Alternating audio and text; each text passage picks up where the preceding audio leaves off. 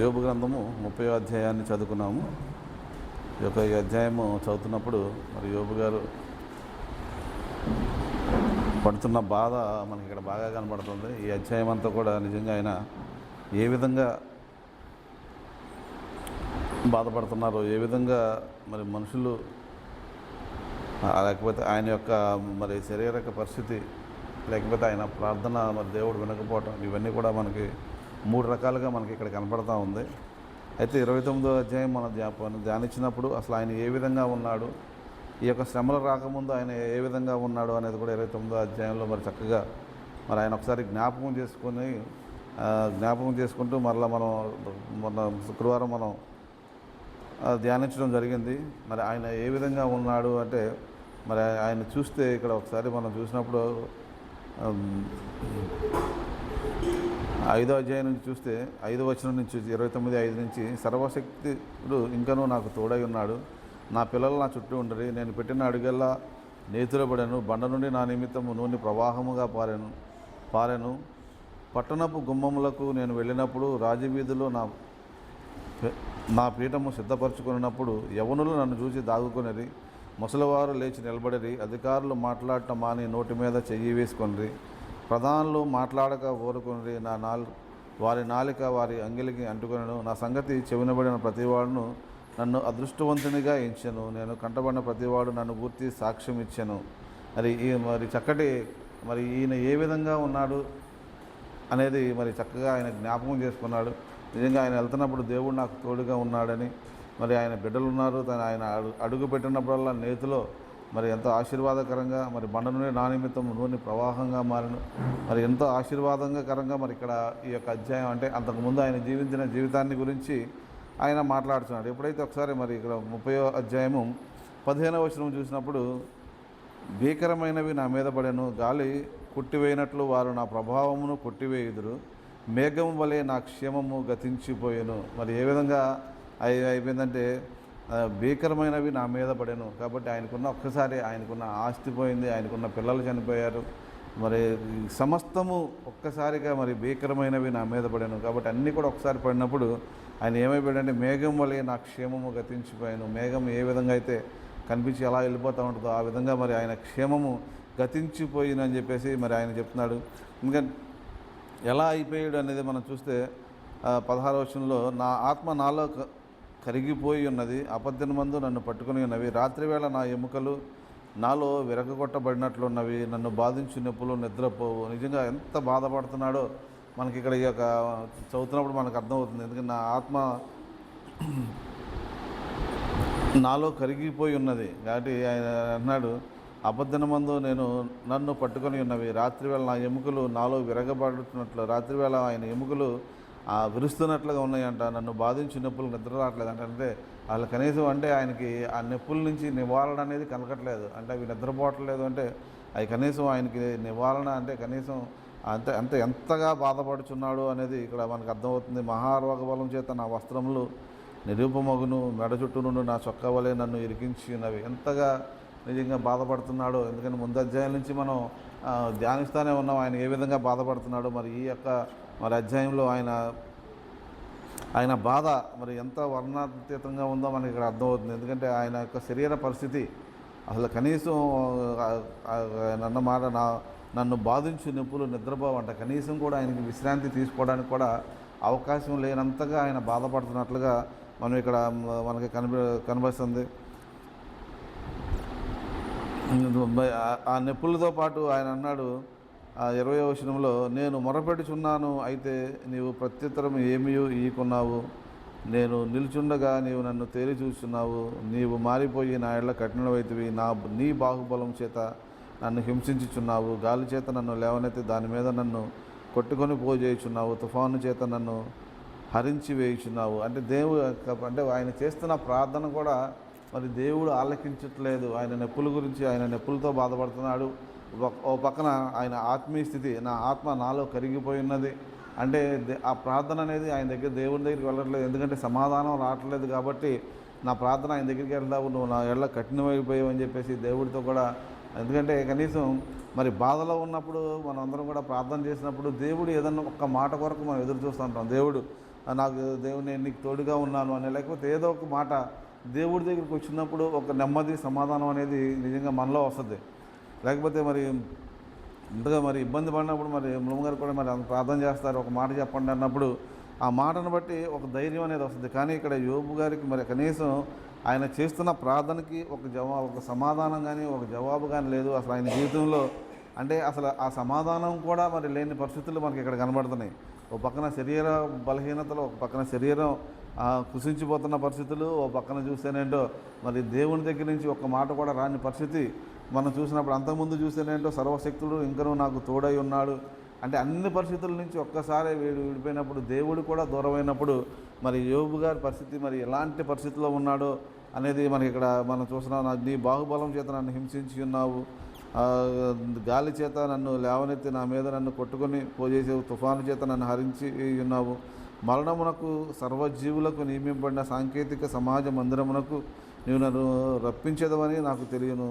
ఒకడు పడిపోయిన యెడల వాడు చెయ్యి చాపడా, ఆపదలో ఉన్నవాడు తప్పించుకొని వాళ్ళని మొర్రపెట్టడా. నిజంగానే మరి ఆపదలో ఉన్నవాడు మరి నా పరిస్థితి ఇది అని చెప్పి కనీసం ఆ టైంలో కూడా అప్పటి వరకు కూడా ప్రార్థన చేయని వాడు కూడా ఆ నొప్పులు భరించలేక దేవుణ్ణి మొరపెట్టే వాళ్ళు చాలామంది ఉంటారు. మరి అలాంటి అన్నాడు, ఆపదలో ఉన్నవాడు తప్పించుకోవాలని మొరపెట్టలేదా, నేను అలాంటి మొర కూడా పెడుతున్నాను, కనీసం నాకు ఉత్తరం ఒక జవాబు అనేది కూడా రావట్లేదని.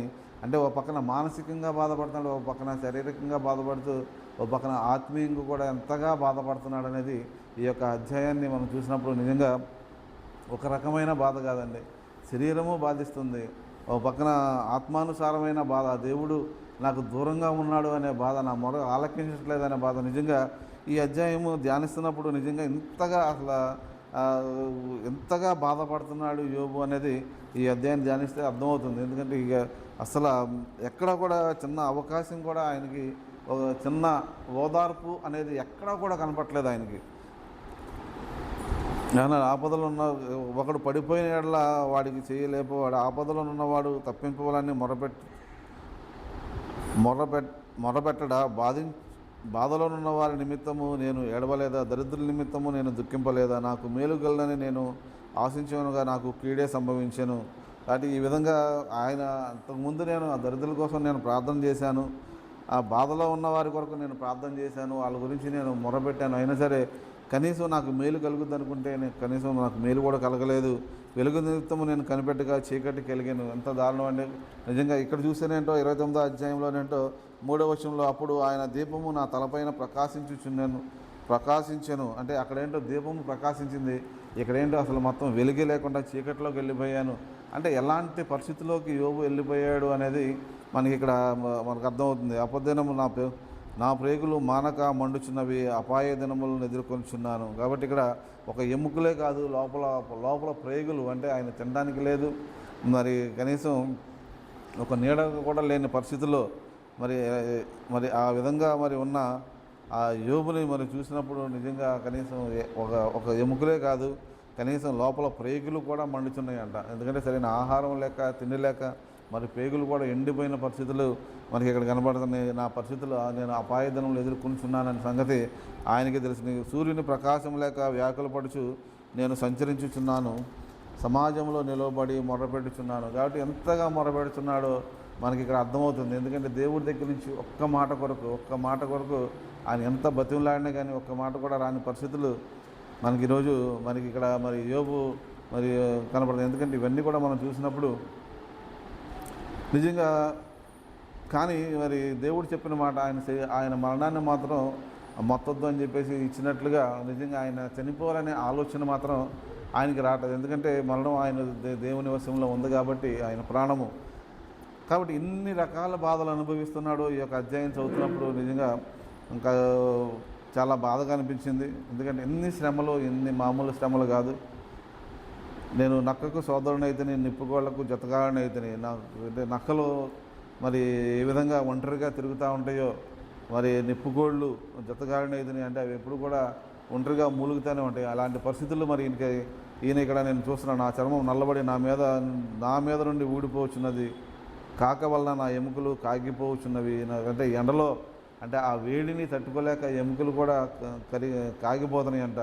నా స్వరమండలము దుఃఖ స్వరము నిచ్చుచున్నది, నా పిల్లను గురవి రోదన శబ్దం ఎదుగుతుంది. అంటే ఆయన గొంతుకు ఏ విధంగా ఉంటే దుఃఖ స్వరం అంటే హృదయపూర్వకంగా ప్రార్థించడానికి, లేకపోతే ఆయన రోదన చేయడానికి, పిల్లను గురవి రోదన శబ్దము ఎత్తుచున్నది అంటే ఎంత బాధపడుతూ, అంటే ఆయన దుఃఖాన్ని, అంటే ఆయన గొంతులో నుంచి కూడా మరి ప్రార్థన చేయడానికి కూడా ఆయన ఎంతగా బాధపడుతున్నాడో మనకి ఇక్కడ అర్థమవుతుంది. అంటే నిజంగా ఒక మనిషి ఇన్ని రకాలుగా మరి బాధపడటం అనేది ఇక్కడ మనం చూస్తున్నాం. నిజంగా శారీరకమైన బాధ ఓ పక్కన, మరి ఆత్మీయ బాధ, నిజంగా ఇన్ని రకాలుగా ఒక మనిషి ఇక్కడ చూస్తేనేంటో తర్వాత 31వ వచనం నుంచి చూస్తే మరి మనుషులు ఏ విధంగా ఆయన వదిలేశారనేది మనకి మనం ఇక్కడ చూస్తున్నాం. అంటే మనుషులు కూడా, అంటే మనుషులు ఆయన ఉన్న చుట్టూ ఉన్న మనుషులు ఇక్కడ చూసినప్పుడు ఏంటో, ఈయన వెళ్తుంటేనే అందరూ యవ్వనులు నన్ను చూసి దాగుకునేది, ముసలివారు లేచి నిలబడి, అధికారులు మాట్లాడటం మాని నోటి మీద చెయ్యి వేసుకునేది, ప్రధానులు మాట్లాడక ఊరకునేది,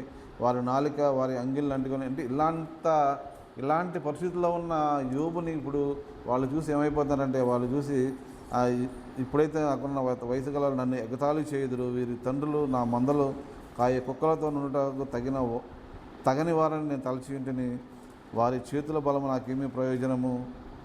ఇవన్నీ చూస్తే మరి ఇక్కడ మనుషులు కూడా మరి ఏ విధంగా హింసిస్తున్నారో, ఆయన్ని ఏ విధంగా ఆయన్ని వెలివేశారో.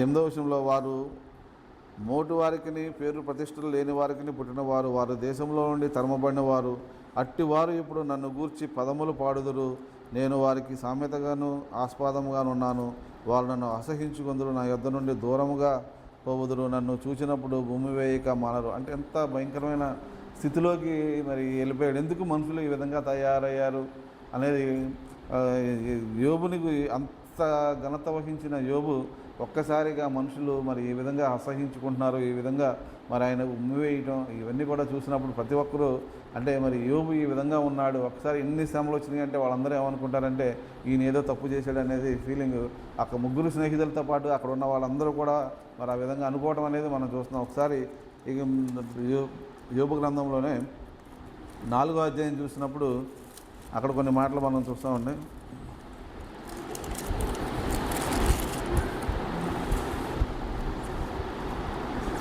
7వ వచనం చూస్తే, చేసుకొనము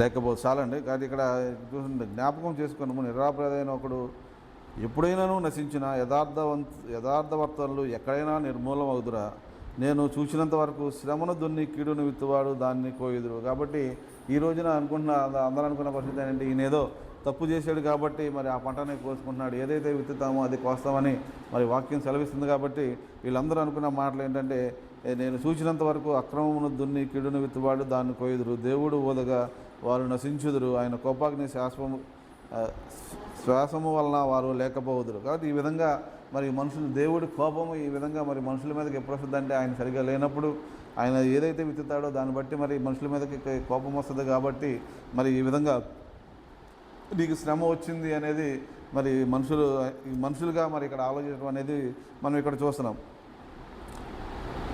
మరి మనం కూడా అనుకుంటాం, వీడు ఎవరైనా ఇబ్బందులు పడినప్పుడు ఏ జన్మలో చేసిన తప్పు, ఏ జన్మలో ఏం చేశాడో వీడు ఇప్పుడు అనుభవిస్తున్నాడు అనే మాట.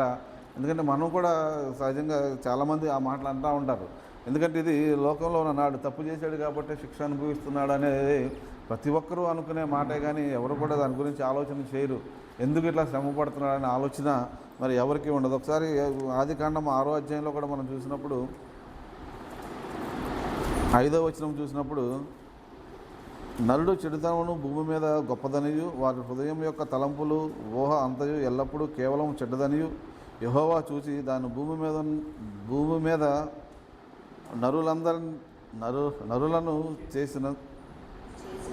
చేసినందుకు యెహోవా సంతాపం నంది తమ హృదయంలో నొచ్చుకొను. అప్పుడు యెహోవా, నేను సృజించిన నరులను, నరులతో కూడా జంతువులను, పురుగులను, పక్షాదులను భూమి మీద నుండకుండా తుడిచివేదును, ఎలానగా నేను వారు సృష్టించినందుకు సంతాపం నొంది ఉన్నాను. కాబట్టి ఇక్కడ కూడా చూసినప్పుడు 6వ అధ్యాయంలోనే, ఆది కాండంలోనే దేవుడు చెప్తున్నాడు, ఇలా మనుషులు మంచోళ్ళు కాదు కాబట్టి వీళ్ళందరినీ కూడా నేను నాశనం చేసేస్తాననే మాట మనకి ఇక్కడ కనబడుతుంది. కాబట్టి అందరూ కూడా అనుకునే మాట ఏంటంటే, ఈ యోబు కరెక్ట్గా లేడు, యోబు ఏదో తప్పు చేశాడు కాబట్టి దేవుడు ఇలాంటి శిక్షను అలౌ చేశాడు అనే మాట మనకి ఇక్కడ కనబడుతుంది. కాబట్టి ఇలాంటి పరిస్థితులు ఉన్నప్పుడు మరి చాలా జాగ్రత్తగా మనం ఆలోచించాల్సిన అవసరం చాలా ఉంది. ఎందుకంటే ఇది మరి యేసు ప్రభు వారిని కూడా మరి మనుషులు ఏ విధంగా అన్నారు అని చూస్తే, మత్తయి సువార్త 11వ అధ్యాయము 20వ వచనంలో మనం చూసినప్పుడు,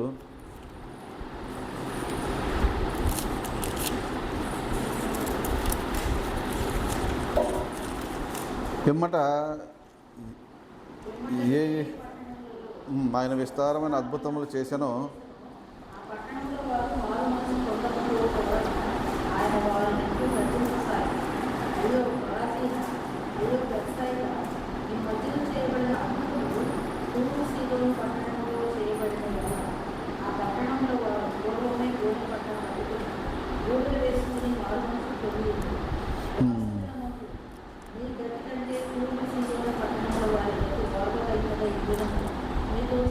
చాలండి. కాబట్టి ఇక్కడ చెప్తున్నారు మరి యేసు ప్రభు వారు కూడా మరి అక్కడ మరి అనేకమైన అద్భుతాలు, అనేకమైన సూచక్రియలు, అనేక మంది స్వస్థపరుస్తూ ఉన్నాడు. కానీ ఇక్కడ అన్నాడు, పిమ్మట ఏ ఏ పట్టణంలో అతి విస్తారమైన అద్భుతములు చేసినా ఆ పట్టణం వారు మారు మనసు పొందలేకపోవటం వలన ఆయన వారు ఇట్లు గద్దింపసాగాను. కాబట్టి యేసు ప్రభు వారు కూడా మరి అనేకమైన సూచక్రియలు, అనేకమైన అద్భుతాలు వారి పట్ల చేసినా కానీ వారు దేవుణ్ణి తెలుసుకోలేకపోవడం అనేది మనం చూస్తున్నాం.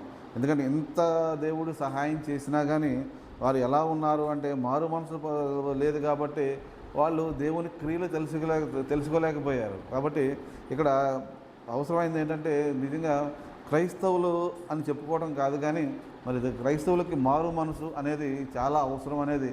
ఎందుకంటే దేవుడు చేసిన కార్యాలు తెలుసుకోవాలి, దేవుని గురించిన జ్ఞానం మనకు కావాలి.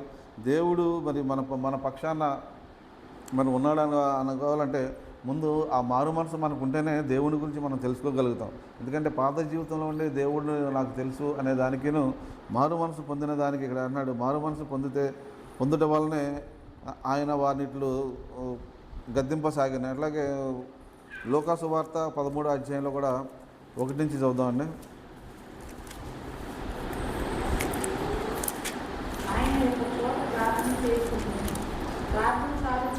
లోకా 13 అండి, లోకా 13:1. కొందరి రక్తము వారి బలులతో కలిపి ఉండేది. ఆ కాలంలో అక్కడ ఉన్న కొందరు ఆ సంగతి యేసుతో చెప్పగా ఆయన వారితో ఇట్లనెను, ఈ గలిలయులు అట్టి హింసలు పొందినందున వారు గలిలయులందరికంటే పాపులని మీరు తలంచుచున్నారా? కాదని మీతో చెప్పుచున్నాను, మీరు మారు మనసు పొందని ఎడల మీరందరూ అలాగే నశింతురు. కాబట్టి ఏమంటే ఇక్కడ అన్నాడు, గలిలయ అట్టి హింసలు పొందినందున వారు గలిలయులందరికంటే పాపులమని మీరు అందరికంటే పాపులని మీరు తలచుచున్నారా? కారని మీతో చెప్పుచున్నాను, మీరు మారు మనసు పొందని ఎడల మీరందరూ కూడా అలాగే నశింతురు. కాబట్టి అవతల గురించి మనం చెప్పినప్పుడు మన పరిస్థితి ఏంటి అనేది మనం ఇక్కడ ఆలోచించుకోవాల్సిన పరిస్థితులు మనకి ఇక్కడ కనబడుతుంది. ఎందుకంటే మారు మనసు పొందకపోతే మరి అవతల గురించి మరి చాలా చెడ్డగా మరి ఊహించుకుంటాం, చాలా చెడ్డగా మాట్లాడటం అనేది జరుగుతూ ఉంటుంది. కానీ మన పరిస్థితి ఏంటి, అసలు మనం ఎలా ఉన్నాము? ఎందుకంటే మారు మనసు మీరు మారు మనసు పొందలేదు కాబట్టి పొందని ఎడల మీరును అలాగే నశింతురు. మరియు సిలోయాములోని గోపురములు పడి చచ్చిన ఆ 18 మంది యెరూషలేము కాపురస్తుల ఉన్న వారందరికంటే అపరాధులను తలచుచున్నారా? కారని మీతో చెప్పుచున్నాను, మీరు మారు మనసు పొందని ఎడల మీరును అలాగే నశింతురు. కాబట్టి ఏ విధంగా వాళ్ళు చనిపోయారు, వాళ్ళు నశించిపోతున్నారు, ఏ విధంగా వాళ్ళు ఉన్నారు అనేది కాదు, కానీ మీరు మారు మనసు పొందకపోతే మీరు కూడా అలాగే నశించిపోతారు అనే మాట మనం ఇక్కడ చూస్తున్నాం. కాబట్టి ఇక్కడ ఇవన్నీ చూసినప్పుడు మనకి ఏమవుతుందంటే, కాబట్టి దేవుడికి తప్ప ఎవరు కూడా న్యాయం తీర్చడం అనేది ఆయనకు ఒక్కడికే.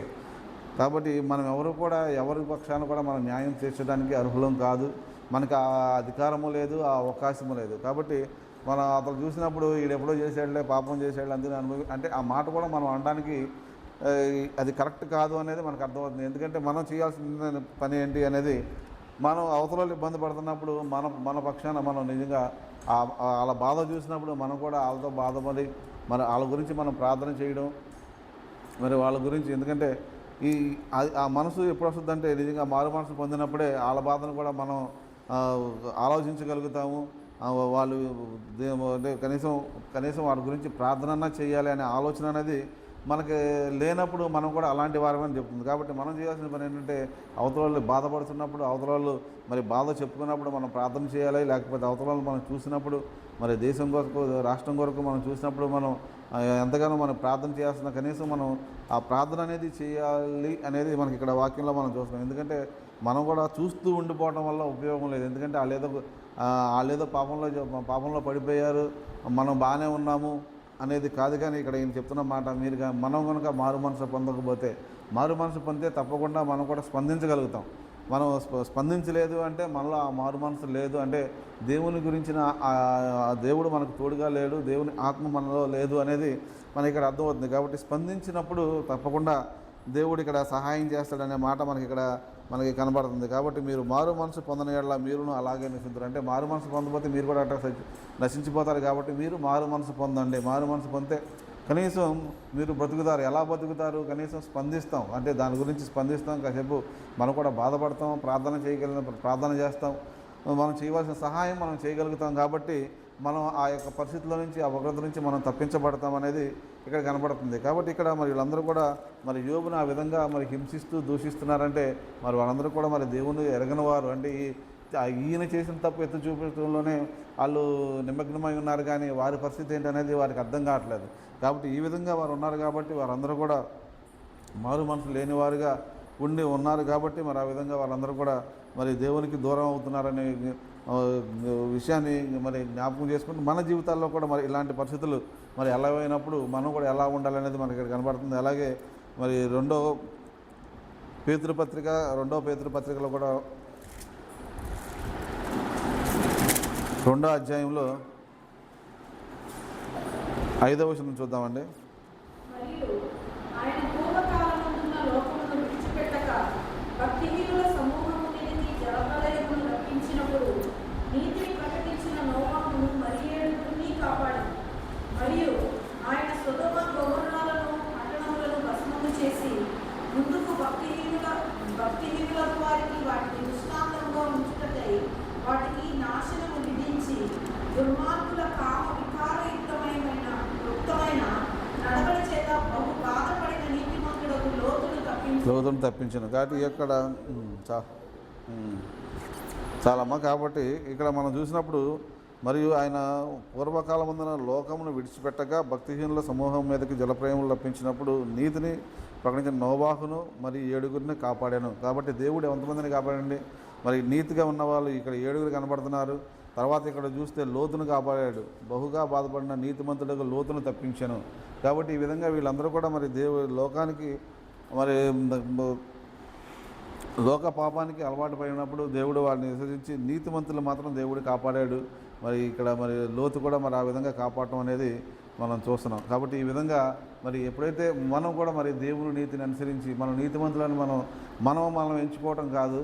ఎందుకంటే ఇక్కడ వాళ్ళందరూ కూడా అవతలని చూసి నేను మంచోడని అని చెప్పేసి మరి యోబుని చాలా వరకు మరి చాలా బాధ పెట్టడం అనేది మనం చూస్తున్నాం. కాబట్టి మనం చేయాల్సింది ఏంటంటే నిజంగా ఇంతమంది ఉన్నప్పుడు ఎంతమంది జలప్రవాహంలో ఎంతమంది 7 మరి నోవాహు సమయంలో 7 బ్రతికారు అంటే మిగిలిన వాళ్ళందరూ కూడా చనిపోయారు. కాబట్టి మరి 100లో 7 నీతిమంతులుగా కనిపించారు. ఇక్కడ చూస్తే మరి సొదొమ గొమొర్రా పట్టణంలో భస్మం చేసి ముందున్న భక్తిహీనులందరినీ వాటిని దృష్టాంతంగా ఉంచుటకే వాటిని నాశనం చేసిన దుర్మార్గులు కామ వివాహ నడవడి చేత బహు బాధపడిన నీతిమంతుడికి లోతును తప్పించెను. కాబట్టి ఒక లోతును ఒక్కడే మరి అక్కడి నుంచి తప్పించడం అనేది మనం చూస్తున్నాం. కాబట్టి మనం కూడా తప్పించబడాలి అంటే మరి ఇలాంటి పరిస్థితుల్లో మన జీవితాల్లో కూడా మనకు కనపడతాం. ఎందుకంటే బాధపడేవారు మనకు కనపడుతూ ఉంటారు. మరి శారీరకంగా, ఆత్మీయంగా, మరి లేకపోతే మానసికంగా బాధపడే వాళ్ళు మనకు కనిపించినప్పుడు మన వాళ్ళని చూసి అంటే అవహేళన అనేది చేయకూడదు. కానీ కనీసం వాళ్ళని చూసి మనం కూడా మరి దేవుని సన్నిధిలో మనం అంటే మారు మనసు పొందినట్లయితే తప్పకుండా దేవుని మనసులో వీళ్ళు బాధపడుతున్నారు, కనీసం 2 మాటలు ప్రార్థన చేద్దామనే ఆలోచన మనకున్నప్పుడే మనం కూడా రక్షించబడతాం. ఎందుకంటే దేవుని నీతి మరి ఎలా ఉంటుందంటే మరి అదే ఎవరు కూడా దాని గురించి ప్రశ్నించడానికి మరి ఎవరు కూడా మనం ఆ అధికారంలోకి మనం వెళ్ళడానికి మనకి అధికారం లేదు. కాబట్టి ఎవరు కూడా ఒకరి గురించి మనం తప్పుగా మాట్లాడే మరి అధికారం మనకు లేదు. కాబట్టి ఈ విధంగా మనం ఒకరి గురించి మరి ఈ యొక్క మరి యోబు గురించి మనం తెలుసుకున్న విషయం ఏంటంటే, ఈ రోజున మనం మరి మారు మనసు పొందిన వారైతే తప్పకుండా ప్రార్థన చేస్తాం అనే మాట మనకు కనబడుతుంది. కాబట్టి యేసు ప్రభు వారిని కూడా చాలామంది మరి ఎంతగానో ఇబ్బంది పెట్టారు. అన్ని సూచక్రియలు చేసి అన్ని అద్భుతాలు వారి మధ్య చేసినా కానీ చివరికి మరి ఆయన పట్టుబడినప్పుడు సిలువ వేయడని కేకలు వేశారు చాలామంది. ఎందుకంటే ఆయన యొక్క ఆ నిజాన్ని వాళ్ళు గ్రహించలేకపోయారు. ఆయన నిజంగా దేవుడు అనే విషయాన్ని వాళ్ళు గ్రహించలేక నిజంగా ఆయన్ని ఆ విధంగా హింస పెట్టడం అనేది మనం చూస్తున్నాం. కాబట్టి ఈ రోజున మరి యోబుని ఏ విధంగా హింస పెట్టారో మరి తర్వాత మరి యేసు ప్రభువుని కూడా మరి హింస పెట్టిన విషయాన్ని మనం చూస్తున్నాం. కాబట్టి మనం కూడా మరి దేవుడిని ఆ విధంగా హింసిస్తున్నామా, లేదంటే మనం నిజంగా దేవునికి లోబడి ఉన్నామా, మరి దేవుడు చూపించిన మార్గంలో మనం నడుస్తున్నాం అనేది మనం ఒకసారి పరిశీలించుకొని మరి జాగ్రత్తగా మన జీవితాలు కాపాడుకుంటూ మరి దేవుని సన్నిధిలోకి మనం కూడా దేవునితో పాటు ఉండాలంటే తప్పకుండా మరి ఆయనలో మనకు కూడా ఆయన తోడుగా ఉండాలంటే మనం కూడా మరి ఆయన చెప్పిన మాటలు అనుసరించి నడుచుకోవాలని ప్రభు పేట కోరుకుంటూ దేవుడి వాక్యం దీవించును గాక.